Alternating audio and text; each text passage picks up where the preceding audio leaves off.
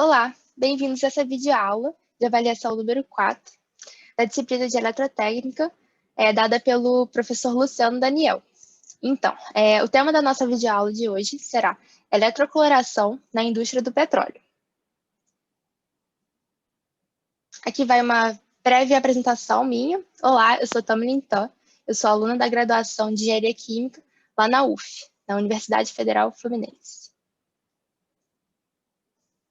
Então, vamos lá. Eu separei nesse slide aqui etapas da nossa aula. O que a gente quer compreender? Então, na parte 1, eu vou explicar melhor o problema que eu estou trazendo hoje, que é o de incrustação em tubulações de água salgada. E aí, na parte 2, a gente vai entender melhor a eletrocloração, que é o processo de desobstrução por geração do hipoclorito de sódio. E, em seguida, na parte 3, a gente vai entender o que é o gerador de hipoclorito de sódio. A gente vai estudar o esquema elétrico da unidade. Então, primeira parte, vamos entender o problema. Então, vamos ao nosso problema. O que a gente quer resolver? O problema gira em torno da incrustação em tubulações de água salgada. Nas unidades marítimas, seja uma plataforma ou um navio, é necessário ter tubulações de água salgadas para encaminhar água de resfriamento para equipamentos. Então, nesses equipamentos existem trocadores de calor, que aí eles vão receber essa água salgada e evitar um possível superaquecimento, né, e perda desse equipamento. Então, isso é uma coisa bem comum nas unidades marítimas e esse problema gera consequências muito graves, que indústrias, que empresas sempre estão fugindo, que são os seguintes: quais são as consequências do nosso problema? O primeiro problema que a gente vai ver é a diminuição da seção reta das tubulações, porque as camadas vão se intensificando ao longo do tempo, então isso, consequentemente, também vai diminuir a vazão de escoamento, a gente não vai conseguir levar tanta água salgada com o passar do tempo, a taxa vai caindo, e a gente também pode observar um problema de corrosão, que vai danificar os nossos tubos. Então, a gente pode se perguntar, né, por que isso acontece? Qual é a causa da incrustação? Então, a gente observa que existem micro-organismos nessa água do mar. Então, quando eles passam pela tubulação, eles vão se depositando na parede. Então, ao longo do tempo, quanto mais água vai passando nessa tubulação, mais deposição de micro-organismos a gente encontra. Então, por isso que ela vai aumentando ao longo do tempo, né? E a diminuição da seção reta vai se intensificando, a vazão, corrosão, todos os problemas que a gente identificou no slide passado. Então, como que a gente pode solucionar e como que empresas e indústrias, né, solucionam esse problema? A gente utiliza os biocidas, que são substâncias que vão combater a proliferação desses micro-organismos. Eles vão eliminar totalmente da nossa tubulação. E um dos exemplos mais famosos de utilização de biocidas é na injeção de hipoclorito de sódio nessas tubulações, que é exatamente o nosso caso. A gente vai estudar de eletrocloração, como que a gente pode produzir esse hipoclorito de sódio lá na unidade marítima. Então, vamos para a segunda parte do vídeo, entendendo a eletrocloração. Então, nesse slide aqui, eu exemplifiquei todas as nossas reações que a gente vê nesse processo da eletrocloração. Então, o objetivo aqui é a gente oxidar o cloreto para a gente conseguir produzir o hipoclorito. Nesse caso aqui vai ser o hipoclorito de sódio, né? Porque a gente está trabalhando com água do mar. Mas esse esquema de reação, ele pode servir para outros processos também. Inclusive, essa reação aqui de eletrocloração tem sido muito utilizada também para produzir o hipoclorito que a gente utiliza em casa, né? Que é a própria água sanitária, né? Que nesse período de pandemia, de Covid-19, tanto se fala, né? Então, esse é um mecanismo muito importante, não só de ação biocida lá na indústria, né? Nas empresas, enfim, né? Mas a gente também vê que a gente tem utilidade também na nossa casa, né? Para combater proliferação de micro-organismos, enfim. Então, vamos lá entender o que a gente tem na água do mar. Então, nessa tubulação, passa água salgada, e como ela já diz o nome, a água salgada, ela tem sais. E um deles, que é um sal muito famoso, é o cloreto de sódio, o NaCl. Só que em água, a gente não observa ele na forma sólida. Ele é um sal que ele se dissocia, então ele fica em Na+, e Cl-. O que são isso? São formas iônicas. A gente tem o cátion Na+, e o íon Cl-, mais conhecido como cloreto. Então, na água do mar, a gente tem o Na+ e o Cl-, e a gente vai observar que o cloro, nessa reação que eu coloquei como ano, que é de anodo, o cloro ele pode ser oxidado ao gás cloro, que é o Cl2, e para isso ele tem que perder 2 elétrons. Já no catodo, a gente observa que 2 moléculas de água recebendo esses 2 elétrons perdidos pelo cloreto, eles geram o gás hidrogênio e uma hidroxila. Se a gente for observar essas duas reações somadas, que elas são codependentes, né? A gente pode observar que elas geram uma reação global de 2 cloretos mais 2 moléculas de água, gerando gás hidrogênio, o gás cloro e a nossa hidroxila. Bem, esse gás cloro, ele consegue se dissolver no meio aquoso, a gente está trabalhando na água do mar, então ele vai se dissolver quase que completamente e ele forma o ácido hipocloroso, que é o HOCl. Só que esse ácido hipocloroso, ele se dissocia e ele forma o H+, a nossa hidroxila, e também o ClO-, que é o nosso produto de interesse. Esse ClO- é o hipoclorito. Só que como ele está na forma iônica, a gente pode somar com o cátion sódio lá do início, que a gente viu que ele também está ali presente na água do mar, e a gente pode unir o cátion sódio com o ânion hipoclorito para formar o famoso NaClO, que é o hipoclorito de sódio. E é essa substância que a gente encontra na água sanitária, nos biocidas, né? Nesse caso, a gente utiliza o hipoclorito de sódio, né?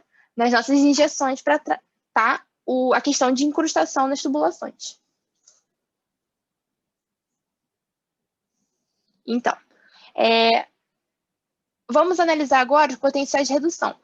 Lá nas reações, eu botei aqui, uma reação era de anodo, que é onde ocorre a oxidação do cloreto, e a gente também tem uma reação que ocorre no catodo, que é a reação de redução, que a gente viu que era a água captando 2 elétrons. Se a gente for calcular os potenciais de redução dessas células do anodo e do catodo e fazer o ΔE, que é o cálculo global de potencial de redução, a gente vai ver que o ΔE é o potencial do catodo, menos 0,8277 volts, menos o potencial de redução do anodo, que é 1,35827 volts. Fazendo essa conta aqui, a gente percebe que a gente tem um número negativo, menos 2,18597 volts. O que isso significa para a gente? Quando a gente observa que um ΔE é negativo, isso nos diz que essa reação não ocorre de forma espontânea. Ela não é natural ocorrer sozinha na natureza. Então, a gente tem um caso de eletrólise. O que significa eletrólise? Eletrólise é uma reação de oxirredução na qual é necessária energia elétrica para ela acontecer. Então, para a gente transformar o nosso cloreto em hipoclorito, a gente precisa dar uma energia. E a gente vai usar aqui energia elétrica. E agora a gente vai entender como é que a gente vai gerar essa energia elétrica para a gente obter um produto de interesse. Então, parte 3, entendendo o gerador de hipoclorito. Então, trouxe aqui uma imagem para a gente analisar melhor. É um fluxograma de uma unidade de hipoclorito que vai descrever Como que é a gente pegando a água salgada, transformando cloreto em hipoclorito e depois devolvendo essa solução que vai conter o nosso biocida, já que a gente quer tratar um problema de incrustação, a gente vai lançar depois uma injeção nas tubulações de hipoclorito de sódio. Mas então a gente tem que entender lá atrás como é que acontece até chegar na injeção. Então, primeiro passo aqui nesse esquema, a gente tem água do mar aqui, entrando, ela passa por uma bomba, passa por uma válvula on-off e chega nesses tubos aqui, representados, né, nessas células reacionais. Então, aqui a gente vai ter água entrando em duas células, podem ser duas ou mais células, né, depende desse fluxograma. E daqui a gente vai sair já o nosso produto. Só que repare que a gente tem aqui um DC Power Supply Unit, que é uma unidade de potência DC. O que ela está fornecendo aqui? Ela está interconectada com a nossa célula. O que ela está fornecendo? DC vem de corrente contínua, então ela está fornecendo corrente contínua para a nossa célula, já que a nossa reação depende de uma energia elétrica para ela acontecer, para a gente transformar o cloreto em hipoclorito.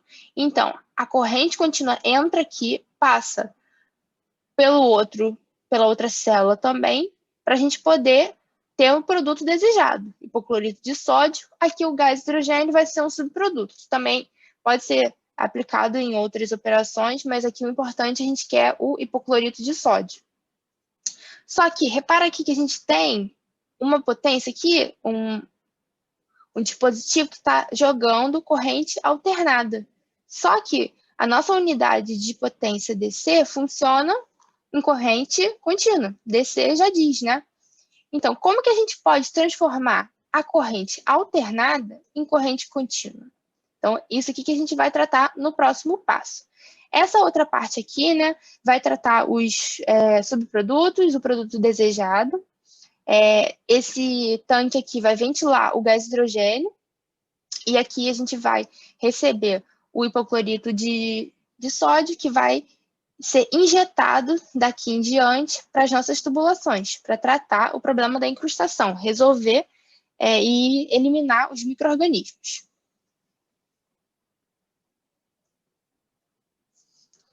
Então, aqui eu trouxe um esquema, né? O esquema do Power Supply Unit, da nossa unidade de hipoclorito, tá bom? Então, aqui a gente vai perceber que essa unidade ela é alimentada por uma corrente alternada, a gente está vendo aqui AC, e ela vem com uma tensão trifásica de 440 VAC. Essa tensão aqui, ela precisa ser reduzida, então a gente vai passar ela por um transformador de potência, que ele tem como finalidade reduzir a tensão, e ele vai elevar o valor da corrente consequentemente. Então, aqui vai passar uma corrente alta, e em seguida, essa corrente ela tem que ser convertida, aqui está vindo corrente alternada, né? A gente quer saída contínua. Então, ele vai pegar essa alta corrente aqui e ele vai retificar por meio da unidade retificadora. O que ela vai fazer? Ela vai converter a corrente AC em DC. Assim, a gente tem na nossa saída da unidade uma corrente contínua a 84 VDC. Então, isso aqui é o que acontece dentro da unidade de